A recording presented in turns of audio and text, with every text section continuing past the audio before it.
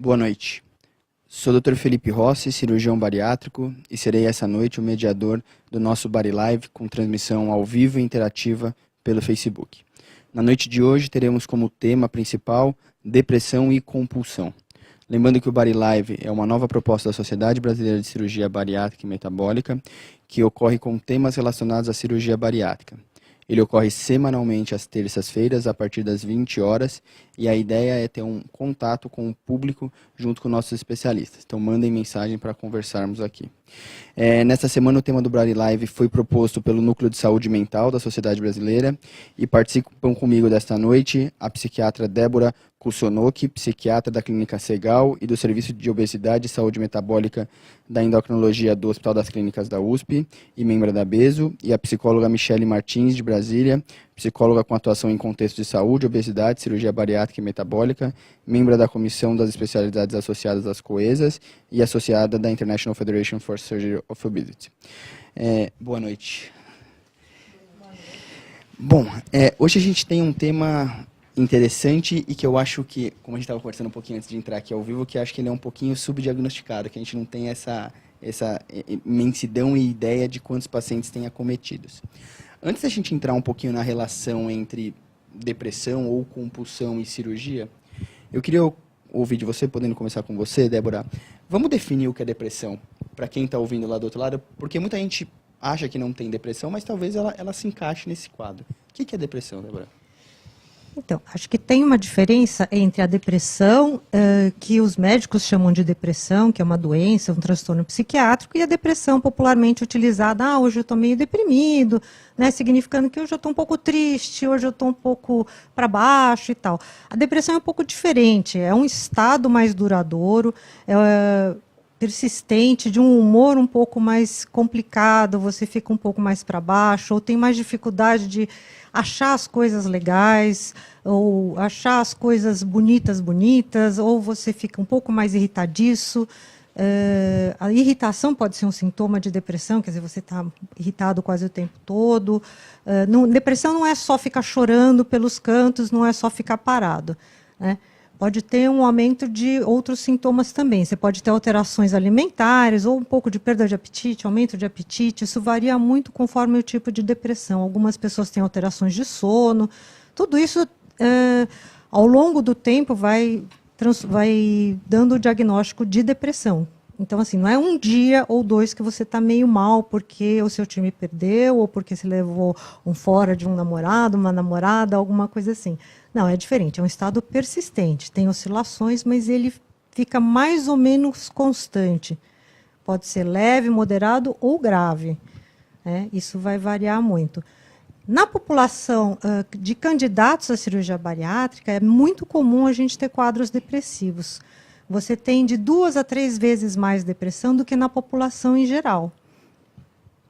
E, Michele, no seu consultório, quando você chega, você percebe que tem muito paciente que não tem a ideia que é um paciente depressivo e a hora que você conversa com ele, você acaba situando ele dentro desse contexto? Sim, é importante comentar, né, doutor, essa questão. Os pacientes, eles não têm realmente essa consciência e muitas vezes eles não tiveram a oportunidade de contato com um profissional de saúde mental. Então, tanto na psicologia como na psiquiatria, muitas vezes ele é o primeiro contato. E até se atentar à frequência sobre esse humor, sobre o quanto que isso afeta o seu dia a dia, o quanto que isso sobrecarrega nas suas atividades. Então, essa fala que ele tem ali naquele espaço, ele começa, sim, a ter consciência. E claro que a gente vai usar os critérios, porque, como, né, a doutora Débora falou, a gente oscila, sim, de irritação, de humor rebaixado, de humor deprimido no dia a dia. Agora, o paciente ter consciência da frequência e o quanto que isso está comprometendo, então esse espaço é muito importante para esse diagnóstico. E quando você pega esse paciente no consultório, Débora, que ele veio com o diagnóstico, principalmente aquele paciente que não tinha o diagnóstico, você percebe que esse paciente tem a depressão.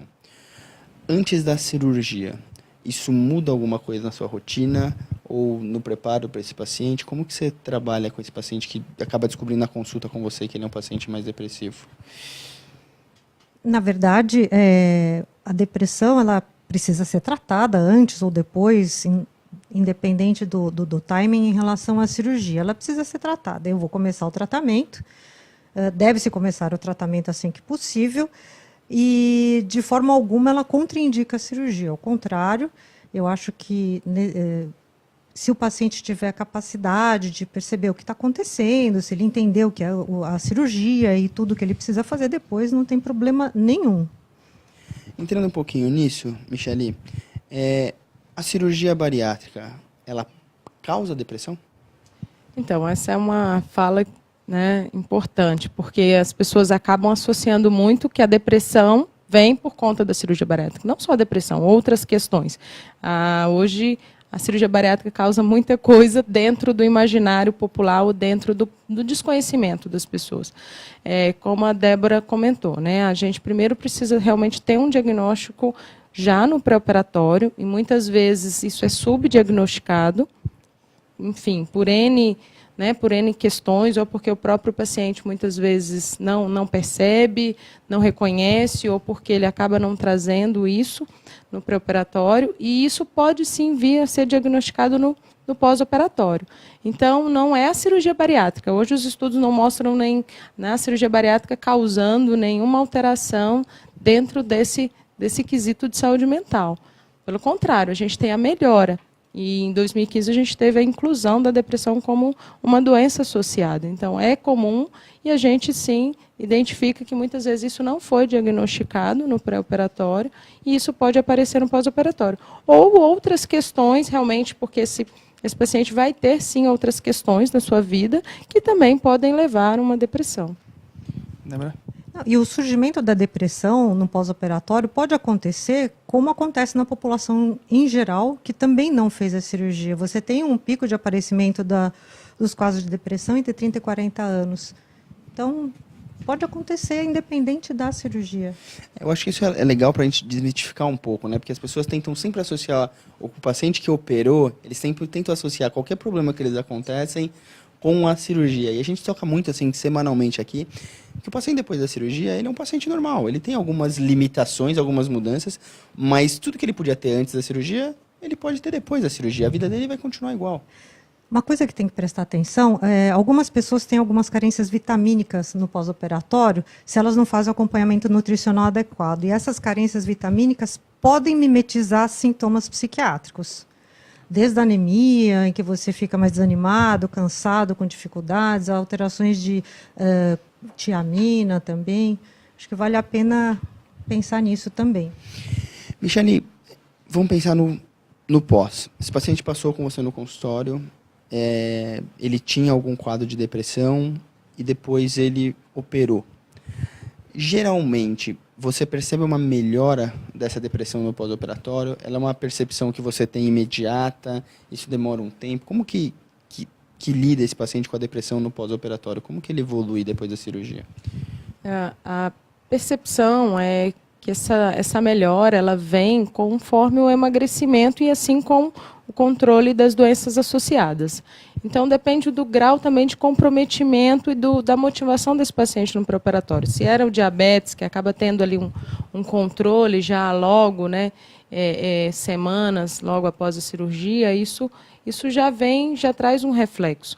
Agora, isso vem muito com o tratamento que segue. Então, se é um paciente que segue em tratamento, o que a gente toma muito cuidado para esse paciente também não parar o tratamento psiquiátrico, o tratamento psicoterápico diante de uma comorbidade de saúde mental, né, diante da depressão nesse sentido.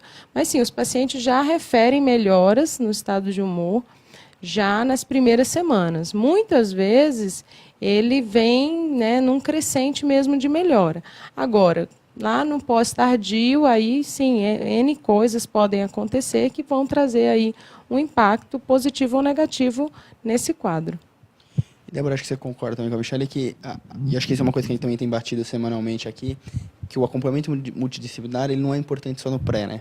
Ele é importante no pós, que muito paciente procura e fala, não, eu vou na psicóloga, eu vou no psiquiatra, porque ele precisa do laudo para a liberação do convênio, e aí muitas vezes, eu até falo no consultório, eu falo assim, olha, se quiser esquecer um pouquinho de mim, não tem problema, mas não esquece da nutricionista, do psicólogo, porque ele sempre tem um foco, se não é de depressão, é de ansiedade, é algo que ele precisa fazer acompanhamento. E a gente percebe, até tem uma pergunta aqui interessante da Moura Batista, que ela fala assim, que muitos pacientes não aceitam a depressão. Então, depois da cirurgia, eventualmente, alguns pacientes acabam escapando. É isso que você percebe no dia a dia na clínica, ou você percebe uma aceitação boa desse paciente que tem um diagnóstico feito antes da cirurgia e uma manutenção do acompanhamento seu depois? A aceitação da depressão nem sempre é muito fácil, porque a gente lida com uma área, aliás, a gente lida com duas áreas onde tem muito preconceito, né? Que é a obesidade e a psicologia e psiquiatria. São duas áreas onde estão os maiores preconceitos, até dentro da própria classe de saúde, de profissionais de saúde. As pessoas não acreditam nem nos transtornos psiquiátricos e psicológicos e nem na obesidade como doença. Então, já tem a questão do preconceito, tem o preconceito do paciente, tem o preconceito dos profissionais. Eles, às vezes, não aceitam, ele não quer tratar, dependendo do caso. Algumas pessoas melhoram mesmo no pós-operatório, e principalmente naquele primeiro 1 ano e meio, né, nos primeiros 18 meses, você tem uma queda importante da prevalência de depressão entre os pacientes. Depois de 1 ano e meio para 2, eles já começam a entrar numa curva muito próxima da população geral. Então, vai ter lá uma parcela que vai voltar a ter sintomas. E aí, olha, eu acho que o pessoal procura assim. Não é imediato, eles melhoram, fica todo mundo, uma boa parte fica bem, mas eu acho que eles acabam procurando. É importante manter contato com a equipe. Eu acho que isso é importante, sim. Assim que você precisar, entre em contato com a área que você precisa, mas é legal você ter um contato com o cirurgião ou com a nutricionista, algum contato forte, algum bom vínculo, para você pedir socorro se precisar por alguma razão e manter mais ou menos as condutas adequadas, né? Michele, a Sandra Toledo diz aqui que depois da cirurgia ela percebeu algumas mudanças de humor. Isso é comum? É normal?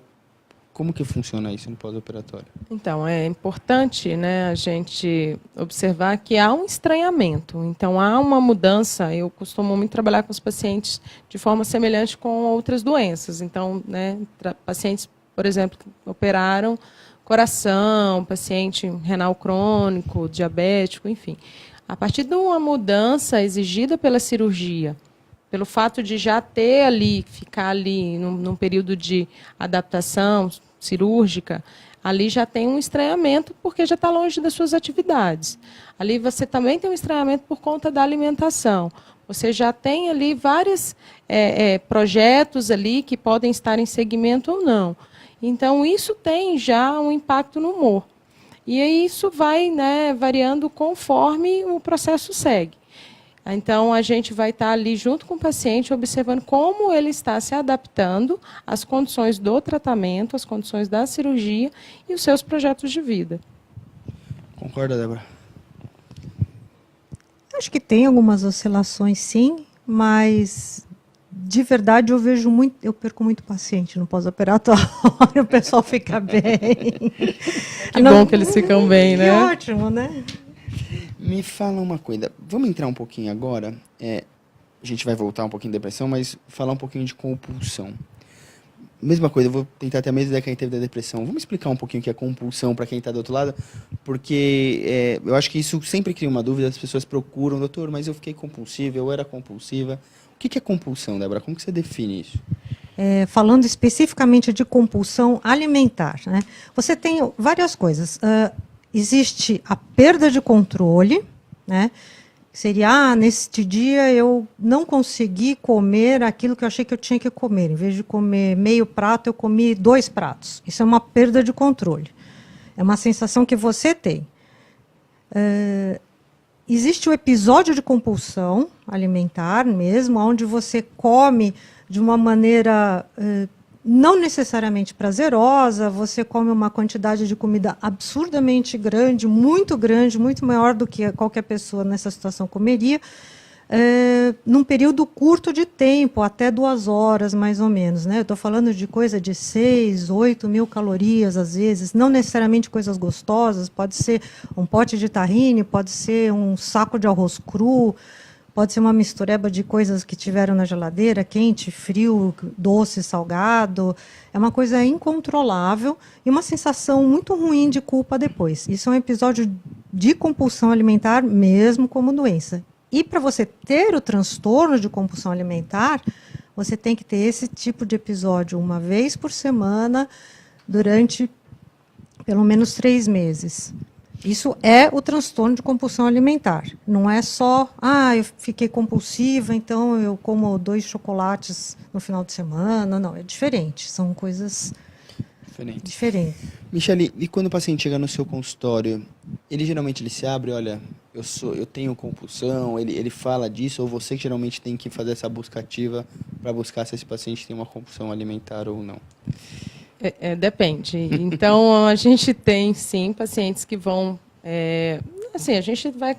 Na anamnese, a gente faz perguntas na avaliação psicossocial, que a gente busca compreender como é esse comportamento alimentar dele.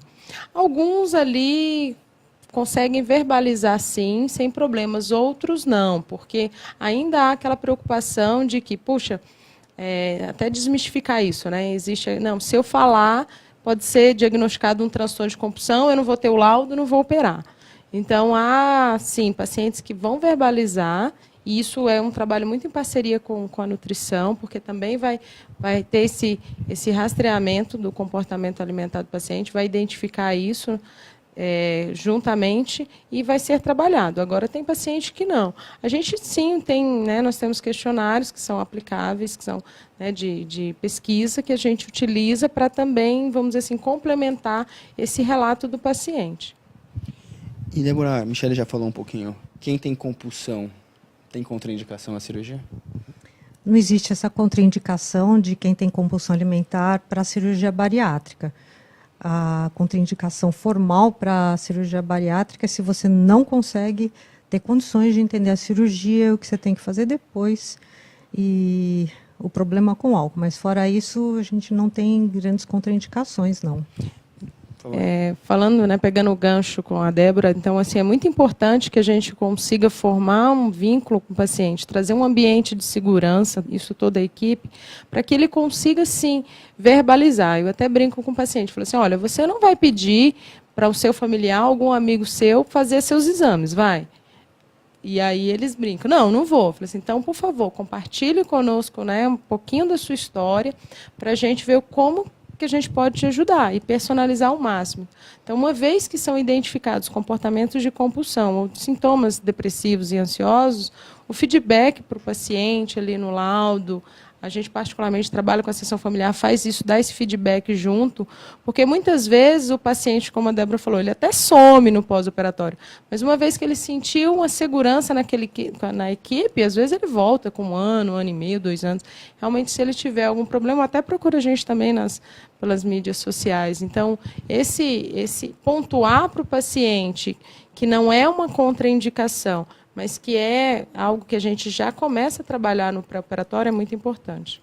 Lembrar, acho que a ideia é essa mesmo, a gente tirar esses mitos para que isso facilite o pós-operatório, né? Esse paciente que conseguir se abrir e conseguir chegar para você e você identificar essa compulsão, provavelmente você vai ter um tempo hábil para preparar esse paciente para que ele tenha um menor impacto. Não digo nem a curto prazo, porque o curto prazo da cirurgia ainda tem alguns resultados que são maiores. Mas a longo prazo, que a hora que ele vai estabilizar aquele peso e que se ele exagerar na compulsão, ele vai se prejudicar. Concorda, Débora? Concordo. A compulsão atrapalha bastante, né, no pós-operatório, mais até do que no pré-operatório, porque não é todo mundo que tem no pré que vai ter no pós, e algumas pessoas, eventualmente, que não têm no pré, podem até ter algum tipo de comportamento similar no pós-operatório. Desculpa te cortar, isso acontece? É isso que eu queria te perguntar. Tem paciente que no pré-operatório não tem a compulsão e depois da cirurgia passa a ter? Pode acontecer. As duas coisas podem acontecer. Você pode manter, pode não ter. Não tem uma linearidade, a gente não tem como prever o que vai acontecer. Em termos de compulsão alimentar. A gente vai entrar agora num tema que eu acho um pouquinho interessante, porque a gente ouve muito isso e quando você conversa com o paciente, mídia social, tem um monte de coisa. O paciente tem a compulsão pela comida no pré-operatório. Ele opera. Ele vai mudar essa compulsão? Então, por exemplo, tem gente que diz assim, doutor, olha, eu operei, eu comia, ou tinha compulsão ou não tinha compulsão, mas agora eu virei compulsiva em comprar bolsa. Ou eu virei compulsiva em alguma outra coisa. Então, assim, sexo, internet, jogos. A gente ouve um monte de coisa. Isso existe? Michele? Eu, particularmente, entendo que a compulsão, seja alimentar ou de outras adições, elas são complexas. Elas vão envolver vários fatores, várias dimensões da vida. Então, falar de forma simples, assim, que trocou a compulsão, é a gente talvez não abordar essa complexidade que é o ser humano e, lógico, tudo que envolve esse comportamento. Então, muitas vezes, na literatura aponta, e a gente também observa que ele já tem algumas questões já no pré-operatório voltadas a isso.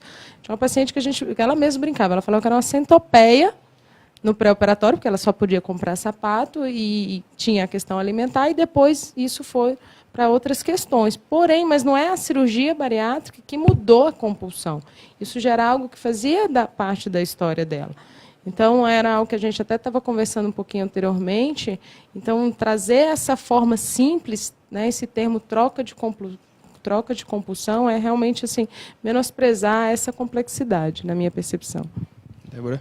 É que é um termo bastante, do ponto de vista de marketing, ele é muito bem feito, esse termo troca de compulsão. Mas do ponto de vista científico, a gente não tem nada muito claro. Embora tanto a compulsão alimentar quanto as outras, que eles falam de adições, os outros problemas que você tem, outras compulsões, eles partilhem de algumas vias nervosas em comum, alguns neurotransmissores em comum, não significa que eles sejam, que eles tenham a mesma causa ou que sejam o mesmo caminho. Eles estão ali próximos, eles compartilham algumas coisas do ponto de vista neurofisiológico, mas não é a mesma coisa, não tem nada nesse sentido comprovado cientificamente. Existem modelos animais, mas entre os animais e a gente ainda tem um longo percurso aí para a gente poder falar se existe ou não, seja uma compulsão, uma troca de compulsão, ou seja food addiction, adição por comida, adição por comida. Eu acho que são coisas que são atraentes do ponto de vista de nome e de marketing, mas existe um problema aí de definição muito importante. Eu tenho uma pergunta aqui da Giza Amorim, até vou pedir para o pessoal do Facebook mandar a pergunta para a gente, e lembrar que a gente está ao vivo. Ela fala que ela operou há 1 ano e 2 meses, que ela havia perdido mais de 30 quilos, mas que algumas semanas ela teve uma compulsão alimentar e que ganhou peso com isso. E que ela estava preocupada. E ela pergunta qual que é o melhor jeito para ela lidar com isso. É procurar o médico. Concorda? Procurar a equipe, né? Mas ela teve um episódio de compulsão? Ela não medida aqui. Ela falou que há algumas semanas teve a compulsão e que ela engordou 3 quilos. E que ela é operada há 1 ano e 2 meses. Uhum. E aí, Débora, o que você sugere para ela? É que 3 quilos é uma coisa assim. Primeiro que 3 quilos precisa entender o quanto isso é em relação à porcentagem do que ela tem, o que ela perdeu. Em quanto tempo foi esse ganho de 3 quilos? Uma mulher, num período pré-menstrual, ganha fácil 2 quilos só de edema. Não sei qual que é a altura dela. Então, assim, tudo isso é melhor falar com a equipe. Falar com o seu próprio médico, ou nutricionista, ou alguém da equipe. E, Débora, nesses casos, o tratamento, você entra com medicação? Tem algum tratamento medicamentoso? Isso geralmente é só uma terapia com esse paciente? Como que é esse tratamento de quem tem compulsão? Olha, para compulsão alimentar, o que existe hoje em dia que está liberado, nem está liberado aqui no Brasil, mas que a gente sabe que está liberado pelo FDA, é a lisdexanfetamina. Tá? Que é uma medicação que inicialmente foi usada para transtorno de déficit de atenção e se mostrou bastante eficiente para compulsão alimentar. Não é para obesidade, é para compulsão alimentar específica que ele está liberado. É a primeira medicação específica com bons resultados. Tem outras medicações que a gente pode usar em conjunto, alguns outros estabilizadores de humor. E, certamente, existe toda a questão da psicoterapia, dos comportamentos, que eles precisam ser estudados, você precisa ver quais são os gatilhos, o que é que você pode fazer a respeito. Eu queria te perguntar, Michele, a terapia para esse paciente, qual que é o fator dela, qual que é a preponderância dela para ter um resultado ideal aí? O trabalho vai ser, primeiro, identificar esse ambiente, enfim, todas as condições, o momento de vida, as questões ali, presente, passado, e trabalhar com ele também os gatilhos, como a Débora falou. Então, a gente vai identificar toda essa história de vida, né, aquilo que a gente consegue, claro, e junto com ele a gente vem trabalhando a autoobservação e o autoconhecimento dele para trabalhar com ele as estratégias, que a gente chama as estratégias para ele lidar com eles da melhor forma possível. Eu costumo dizer para o paciente, a gente não tem, né, a expectativa inicial não é eliminar, porque muitas vezes ele vai ter recaídas, a gente vai trabalhar essas questões, e isso é um trabalho que, enfim, demanda tempo, demanda investimento nesse quesito. E qual o papel da família nisso? A família consegue ajudar em alguma coisa? Porque a gente percebe que, muitas vezes, e a gente já discutiu aqui em outros momentos, o papel da família é importante e algumas vezes acaba levando tanto para o bem ou algumas vezes tanto para o mal. Qual que é tem algum papel? A família consegue ajudar de algum jeito nesse paciente que tem compulsão? Então, a família, amigos e muitas vezes até colegas de trabalho, eles têm sim uma influência. E então o trabalho muitas vezes, quando a gente consegue que a família participe, ela venha, né, a equipe, muitas vezes nas reuniões, né, as reuniões de orientação que, né, a maioria dos serviços no nosso país tem, já é né, ali você já consegue fazer uma abordagem com a família, né, identificando aqueles que a gente chama, né, possíveis sabotadores, aqueles que vão ter aquela oferta muito grande de alimento. Mas também é um trabalho com o próprio paciente na assertividade dele para poder dizer não. Muitas vezes uma avó que é muito, né, oferta muito ali carinho e alimento, ou outras pessoas, né, do núcleo social que só tem aqueles, vamos dizer assim, aqueles convites para aqueles locais, né, de comida farta, né, mais gordurosa. Então, assim, esse trabalho é um trabalho importante, mas nem sempre a gente se depara com famílias ou com uma rede de apoio colaborativo. Débora, você trabalha com a família no consultório nesses casos? É mais individualizado com o paciente? Como que você lida com isso? Na verdade, assim, se houver algum problema relacionado à família, eu chamo a família, a gente conversa, mas, de fato, eu concordo que o que a gente tem que fazer é dar autonomia ao paciente. Ele tem que aprender como se defender de algumas situações. É lógico, não um paciente menor de idade, né, adolescente e tal, que ele fica um pouco mais difícil. Mas se defender de determinadas situações, a participar e ter uma vida social ativa, mas tomando algumas precauções, isso é muito importante, porque ele vai ter que levar isso para o resto da vida, né? A gente fala que é um trabalho de autorresponsabilização. O paciente ali, a gente, né, o termo que a gente utiliza é um autocuidado em saúde. Então, esse compromisso com ele mesmo é extremamente importante. Às vezes a gente pega paciente que traz uma fala assim, não, porque a minha família é isso, porque a minha família é aquilo. Porém, quando a gente vai trabalhar, existe também ali esse papel, que ele também pode ser agente de mudança na própria família. Então, é um trabalho fantástico, mas é um trabalho com bastante investimento. Árduo, né? A Michelle comentou um pouquinho de reuniões pós-operatória. A gente sabe que tem muitos grupos que fazem reuniões pré-operatórias, que conversam um pouco. Qual a experiência de vocês com o pós-operatório? Você faz essa reunião, Michelle? Você faz essa reunião, Débora? Vocês percebem que o paciente em grupo consegue talvez se abrir um pouco mais e se identificar um com o outro? Posso responder? Então, a gente tem né, uma proposta nos 2 serviços que a gente tem, que a gente trabalha o grupo, no nosso caso, a gente trabalha o grupo de apoio psicológico pós-operatório.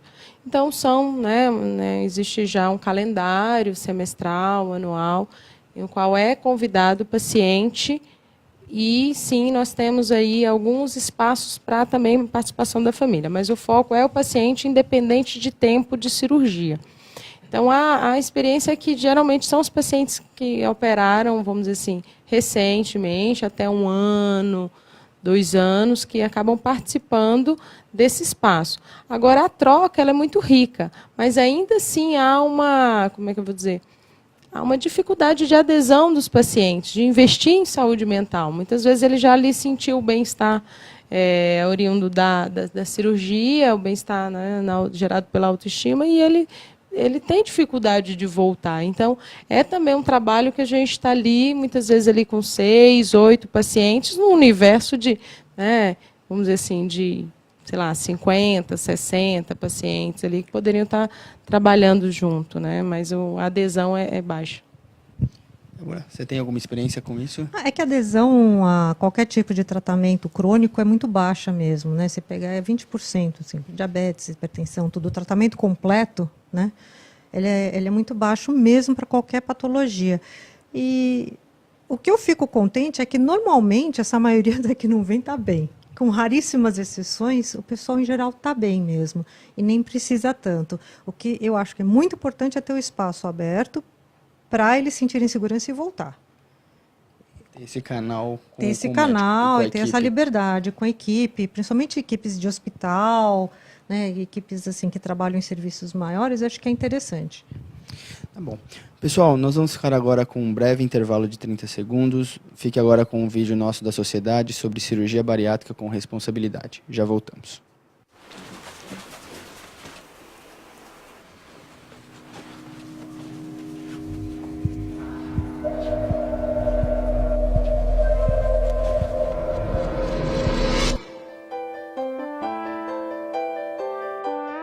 Cirurgia bariátrica, feita com responsabilidade, traz qualidade de vida.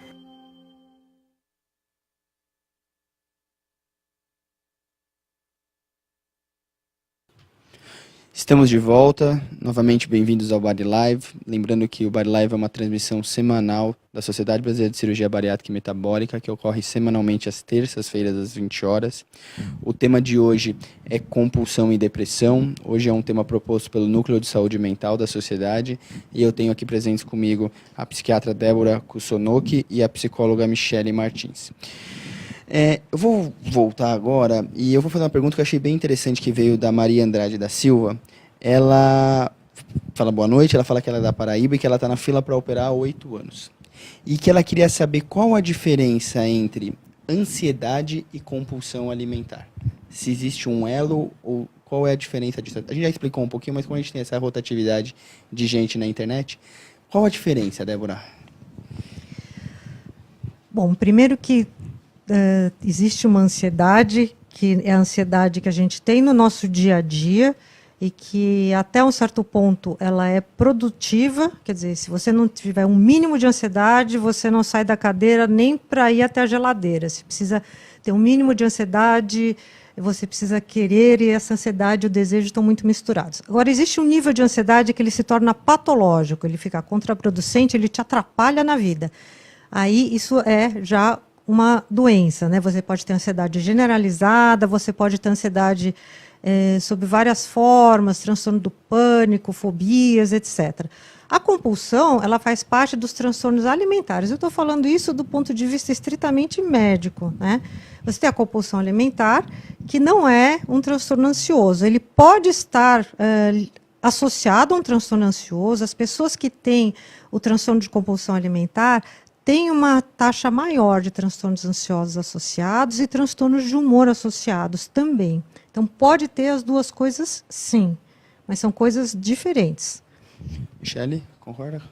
Concordo que a Débora pontuou, e a gente está falando de, né, enfim, essa paciente provavelmente aí num nível de tensão, nível de ansiedade elevado, 8 anos, né? Dentro ali desse contexto, à espera de, enfim, controle dessa doença, e aí não só, né, da obesidade, talvez aí questões relacionadas ao humor. Então a gente vê que a probabilidade desses sintomas aumentarem é grande, e aí o nível de sofrimento emocional também. Lembrar que na fila para a cirurgia foram feitos vários estudos e eles mostram que entre os pacientes, entre as pessoas que estão esperando a cirurgia bariátrica, você tem 80% com alguma patologia. Né? E, às vezes, as mesmas pessoas têm mais do que uma patologia psiquiátrica. Quer dizer, fora o estresse de ficar esperando, você ainda tem todas essas outras coisas aí para tratar mesmo. Que seria bom se ela pudesse ter um acompanhamento nessa espera. Aí eu não sei como é que está os grupos de pré do lugar que ela está esperando. Eu tenho uma pergunta aqui da Érica Lessa, ela é colega psicóloga, e ela pergunta que no pós-operatório ela percebe que muitos doentes, muitos pacientes têm uma procura maior por doces. Se isso é uma percepção de vocês, e se sim, por que isso pode acontecer? Você consegue associar isso com alguma compulsão, Michele? Como que você vê isso? Eu confesso que nesse momento pensei na Nutri, que a gente trabalha, porque talvez ela tenha, né, uma explicação. Realmente não tenho conhecimento de estudos falando especificamente.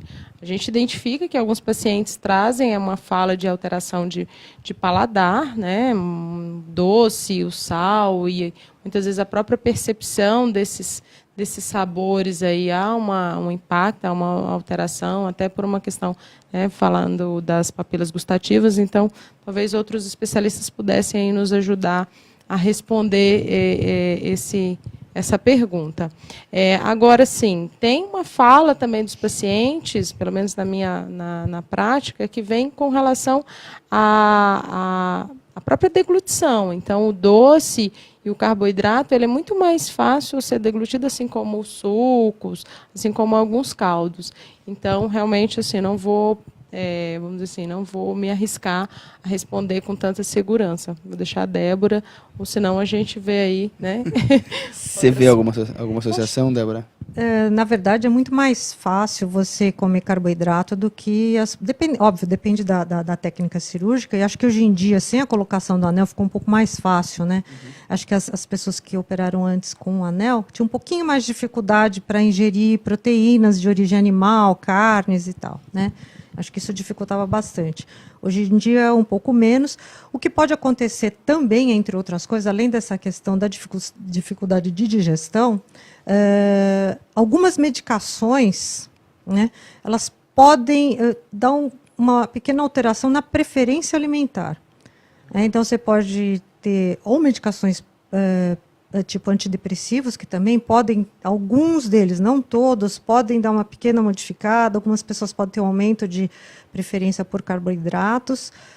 Eu imagino que até o quadro, um diabetes, às vezes você já tem algum quadro que teve uma melhora, mas ainda nem tanto, eu não sei, talvez tenha que ver direitinho com o endócrino, tenha que ver direitinho com a nutricionista, eu não sei qual a porcentagem exata. Existe realmente uma preferência em algumas situações. E lembrar que, apesar da preferência, tem muita gente que não consegue comer muito doce. Tem o dumping, né? O famoso dumping. A gente também, assim, aí tem uma questão da própria oferta hoje. Então, nós temos alimentos aí hiperpalatáveis, no qual acaba se tornando ali, assim, como a Débora tinha falado inicialmente, ele pode começar a ter uma adição. Então, isso retroalimenta por questões fisiológicas, por questões metabólicas, e acaba ali mantendo esse ciclo. Então, é algo que a gente vai analisar dentro de uma complexidade muito maior, o porquê da preferência dos doces, mas vão englobar aí outras áreas para estar identificando e trabalhando isso junto com o paciente. Nos episódios de compulsão, tem uma preferência por alimentos hipercalóricos. Eu não sei se ela se refere a episódios de compulsão, mas são, em geral, alimentos hipercalóricos. E quando a gente fala em compulsão, eu sei que a gente já tocou um pouquinho nesse assunto, mas como a gente tem essa audiência rotativa, todo obeso tem compulsão? Não. Só 30% dos pacientes... Ou seja, não é 30% da população obesa, é 30% das pessoas que procuram tratamento para obesidade tem compulsão, ou seja, 70% não tem. Isso é um mito. Eu acho que isso é um dado interessante, né, Michele? Porque muitas vezes a gente associa a obesidade à compulsão. E quando a gente vai estudar, a gente vê que realmente não tem essa relação direta, né? E isso é algo importante de ser colocado assim, né, num espaço como esse, e a gente procura trabalhar isso com o paciente, porque ele já vem num estigma, já vem num sofrimento tão grande, muitos deles até buscam identificar também algumas questões que a gente fala, não, olha, outras pessoas que não são obesas, elas também têm, agora você tem o agravante da doença obesidade. Então, isso é algo muito importante de ser validado, o paciente ser acolhido e trabalhado dentro desse processo. Eu vou entrar de novo num assunto, Débora, só para a gente deixar bem claro, qual que é a definição mesmo de transtorno da compulsão alimentar periódica? Só para quem está ouvindo para a gente, vamos repetir novamente. O transtorno de compulsão alimentar, ele é definido por você ter pelo menos um episódio por semana de compulsão alimentar durante 3 meses. E o que seria essa compulsão? É a ingestão exagerada, uma ingestão muito grande de alimentos. Não necessariamente eles são agradáveis, ou, né, pode até ser uma coisa que você nem ache tão gostoso assim, mas é uma coisa que é difícil controlar, você tem a perda de controle, uma sensação muito ruim, pode chegar a 6, 8 mil calorias num episódio, num curto espaço de tempo, durando até umas 2 horas, mais ou menos. E não pode ser acompanhado por métodos compensatórios depois, que aí já vira bulimia. Me explica um pouco melhor isso. Métodos compensatórios para perda de peso. Eu não fiz a frase corretamente. Não pode ser acompanhado nem de exercícios excessivos, nem uso de laxantes, diuréticos, ou outras técnicas inadequadas de perda de peso. Então, pelo que eu entendi, então, a bulimia seria a compulsão alimentar seguida de uma tentativa de você reverter aquela compulsão. Isso, vômitos, laxantes. Aí você já muda um pouquinho de categoria. Jane, eu queria saber de você o seguinte. Quem tem compulsão é porque está deprimido e desconta na comida? Existe uma relação entre a depressão e a compulsão? Então, a gente diz que existem, né, transtornos de personalidades que podem ter, por exemplo, como uma comorbidade também, né, uma compulsão, uma questão de depressão, ou questões como essa, né, assim, um episódio depressivo com comportamentos ali compulsivos, né, voltados para a comida. Então, a gente pode ter, sim. E eu costumo dizer com o paciente, quando ele chega, além das várias doenças que ele tem, eu costumo dizer, olha, está tudo junto e misturado. Então, a gente vai fazer um trabalho multidisciplinar para tratar, né, aquilo que a gente conseguir. Então, muitas vezes, até questões, né, como a Débora falou, até no pré-operatório também, a gente também tem deficiências, por exemplo, nutricionais, que podem levar a algumas escolhas alimentares. Então, é um trabalho que precisa bem ser, vamos dizer assim, identificado, mas podem haver, sim, essas associações. Aí a gente diz assim, não dá para saber o que veio primeiro, o ovo ou a galinha, mas a gente precisa identificar e tratar da melhor forma possível. Essa relação, Débora, como que você trata no consultório? Ela é mais comum do que a gente imagina? Ela é menos comum do que a gente imagina? O quadro de depressão associado ao transtorno de compulsão alimentar, ele pode acontecer com uma frequência bem alta. A gente trata com medicação, tanto a depressão quanto a compulsão alimentar. E também tem uma coisa que a gente precisa lembrar, é que alguns quadros de depressão, eles são associados a um aumento, uma hiperfagia, né, que a gente chama, um aumento de ingestão de alimentos. Não... São alguns quadros específicos, você tem uma sonolência maior, um aumento de ingestão de alimentos, são um pouco diferentes, né? Então, tem que tomar um certo cuidado. E algumas medicações que também podem induzir um aumento de ingestão alimentar. Michele, quando a gente fala em depressão, você chega a perceber, eu relativamente vou dizer que eu acho que nunca peguei no consultório, mas talvez vocês tenham uma experiência maior que a minha, porque vocês lidam mais com isso. Você chega a pegar pacientes que têm depressão pela mudança corporal dela? Então, por exemplo, era uma paciente que ela tinha obesidade, ela operou, ela começa a perder peso e ela não consegue se identificar naquela imagem, aquilo leva a um quadro de depressão. Você tem isso no consultório? Porque eu relativamente, assim, realmente não vejo isso com frequência. Queria saber a sua opinião. Então, você está colocando, né, um ponto importante, mas eu queria estender. A gente identifica, primeiro, o próprio processo de adoecimento, ele já pode trazer o que a gente chama de um estresse crônico, que ele pode vivenciar aí por anos. E ele, né, pode vir num pós-operatório ainda seguir toda uma tensão voltado para esse processo de emagrecimento. E apesar dele estar ali também, né, contente com o resultado, ele também pode se manter com um certo nível de estresse. Então, ele pode vir também, com o passar do tempo, a manifestar alguns sintomas depressivos, algum episódio. Alguns pacientes, eu já tive, sim, alguns pacientes que verbalizaram condições assim, de uma cobrança, por exemplo, de uma cobrança social. Olha, agora você está bem, né, a gente espera que agora você consiga um emprego. Agora que você está bem, a gente espera que você alcance êxito, enfim, na carreira, você tenha ali uma plenitude na maternidade, na paternidade, e aí você pode trazer ali um outro agente agente estressor associado a todo o processo de saúde. Aí, com relação à própria imagem, então, alguns pacientes verbalizam, sim, um descontentamento, porque apesar da obesidade, havia uma certa rigidez, agora tem uma flacidez, até vir a cirurgia reparadora para alguns, então isso também pode vir, sim, a incomodar, porque a expectativa era quase de um resultado imediato, vamos dizer assim. Operei, né, quase que fazer a cirurgia reparadora junto, vamos dizer assim, para alguns, né?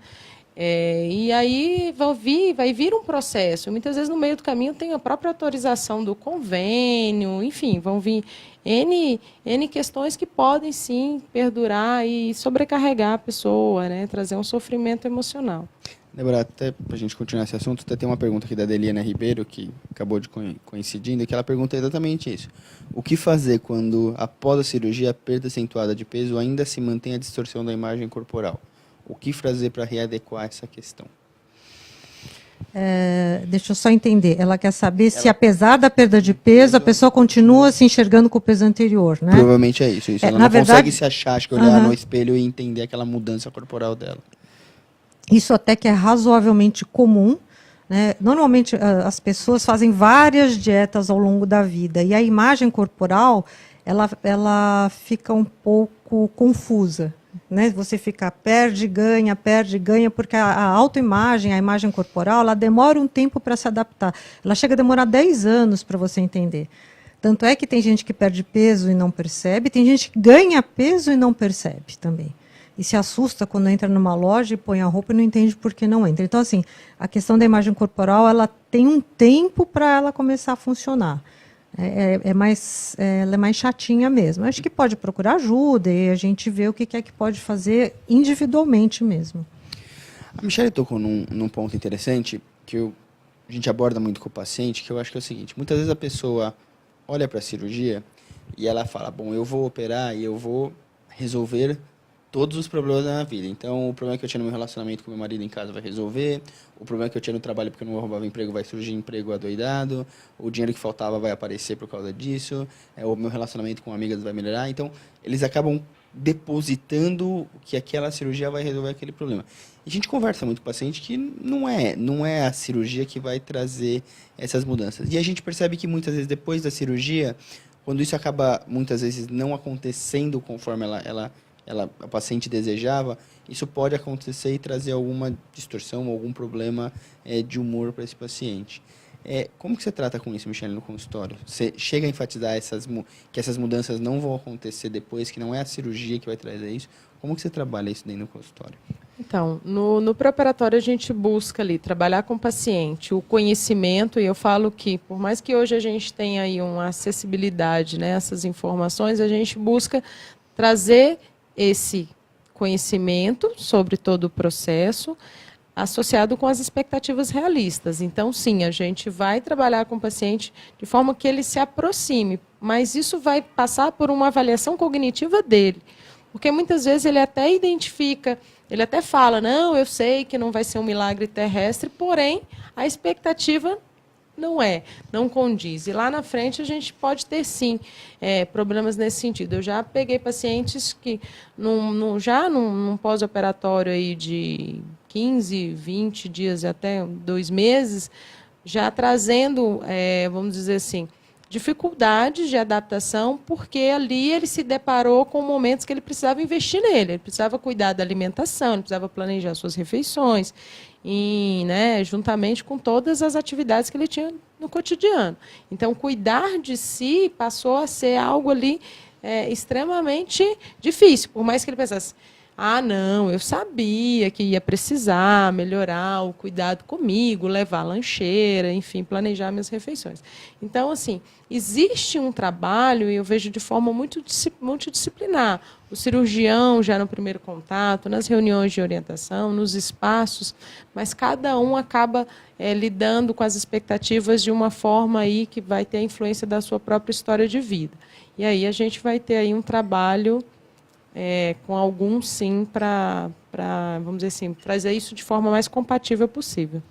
Você acha que tem alguns pacientes que se frustram, não com o resultado estético da cirurgia, mas com os resultados que a cirurgia poderia trazer ao redor dele? Se eu acho que pode ter, sim, sempre pode. Mas você acha que isso é frequente? Tão pouco frequente. Também acho. Mesmo pessoas que tiveram alguns problemas, o ganho é tão grande que pouca gente, assim, tô falando da cirurgia bariátrica oficial, bonitinha, né, que está estudada, não métodos que a gente não conhece, ou métodos muito... Tem algumas coisas muito diferentes que eu não vou poder nem falar, eu não sei. Mas, enfim, a cirurgia propriamente dita... Vamos colocar os métodos regulamentados pela sociedade. Os métodos regulamentados parecem que assim, muito pouco provável que dê problema, assim, nesse sentido da pessoa querer reverter e tal. Mesmo quem tem problema de saúde grave, às vezes eu falo, olha, então nós vamos ter que reverter. A pessoa não quer. Mas eu digo nem frustração em relação a reverter a cirurgia, mas em frustração que eu digo o seguinte, bom, eu achava que eu ia operar e eu ia melhorar esse ambiente social meu, eu ia melhorar meus relacionamentos em casa, eu ia melhorar, sei lá, minhas oportunidades de emprego, e que depois ele começa a perceber que talvez não era só a cirurgia que fosse impactar nisso. Você chega a perceber isso ou não? Pouco, viu? Também porque pouco, né? As pessoas têm tanta melhora na vida, na qualidade de vida, que mesmo não conseguindo atingir tudo, né, do que elas gostariam, né, aquela coisa de expectativa e realidade e tal, elas ficam bem. Eu pergunto isso, Michele, porque a ideia é realmente isso, a gente desmistificar algumas coisas, porque de vez em quando você sai ouvindo algumas coisas e que hoje, infelizmente, a mídia social ela é uma ferramenta boa, mas algumas vezes a informação vem errada, né? E ela não vem informação em pessoas especializadas. Então acabam se criando algumas histórias que acabam meio que, não diria denegrindo a imagem, mas que acaba trazendo uma imagem errada da cirurgia, né?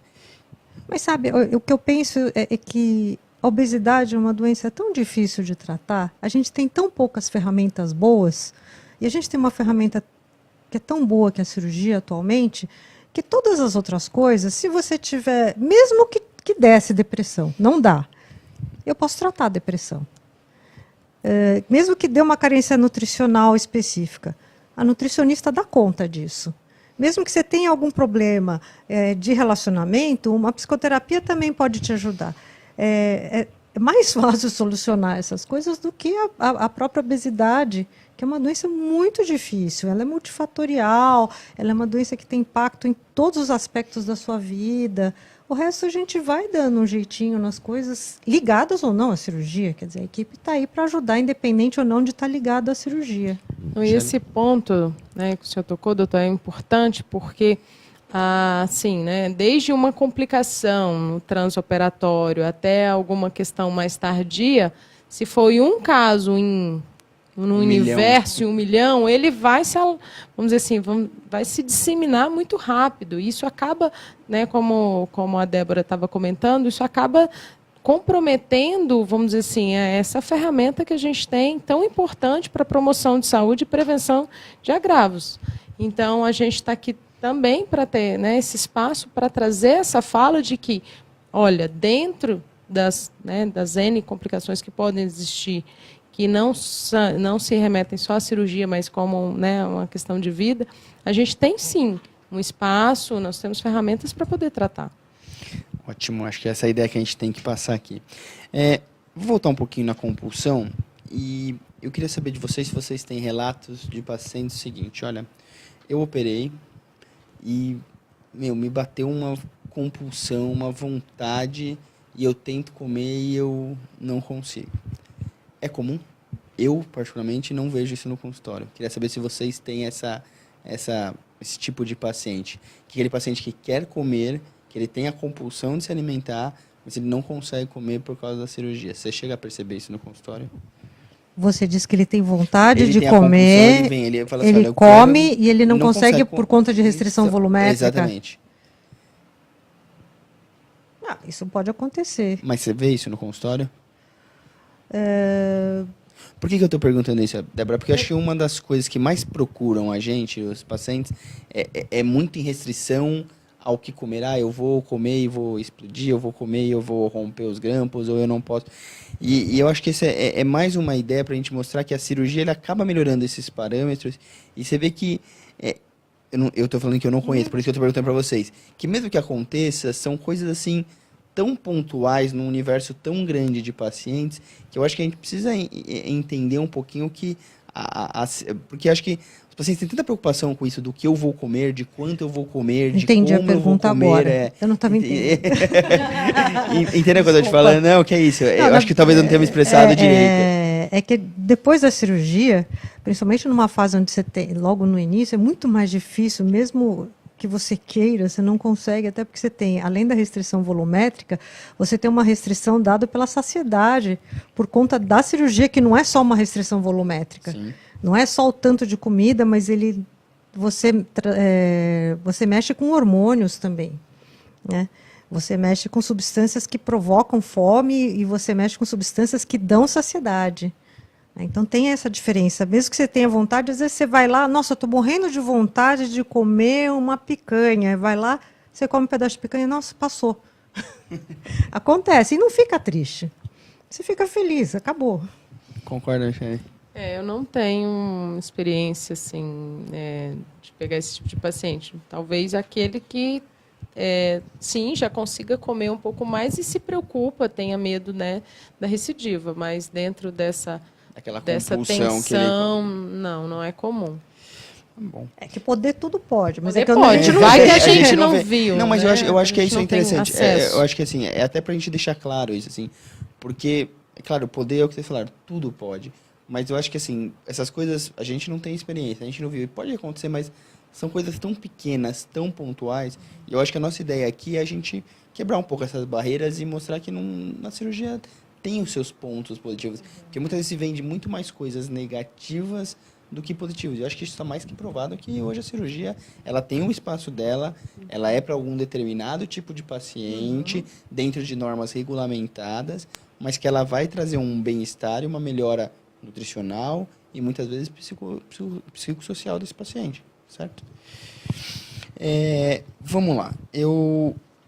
A gente está chegando próximo do fim e eu queria, assim, se a gente pudesse mandar um recado para nosso paciente que tem a depressão, que tem a compulsão, que está vendo a gente lá do outro lado, o que você falaria para esse paciente em relação a essa depressão e compulsão e a cirurgia? Vale a pena? Não vale a pena? O que você precisa fazer antes? Como você vai se preparar para isso? Em relação à cirurgia, depressão e compulsão, eu diria, faz a cirurgia. Se você tem indicação, faça e tenha uma equipe competente perto, de confiança, para cuidar de você. Isso resolve. Michele? Eu concordo com a Débora e reforço que essa confiança na equipe ela é extremamente importante e que realmente o paciente consiga, sim, compartilhar a sua história de vida, compartilhar todo, né, o cenário, a gente costuma usar a palavra, né, o modo como ele funciona na questão alimentar, nas questões relacionadas ao humor, para que a gente possa, sim, ajudar. E muitas vezes, não só com o profissional de saúde mental, às vezes ele vai falar questões com o cirurgião, ele vai falar com a nutricionista, então ele compartilhe sim e que a equipe consiga ter essa integração para cuidar desse paciente da melhor forma possível. Eu acho que cada vez mais, acho que a mensagem que a gente tenta passar aqui é que a equipe multidisciplinar deve continuar no pós-operatório, que aquele paciente ele precisa de todo mundo para ter um sucesso a longo prazo.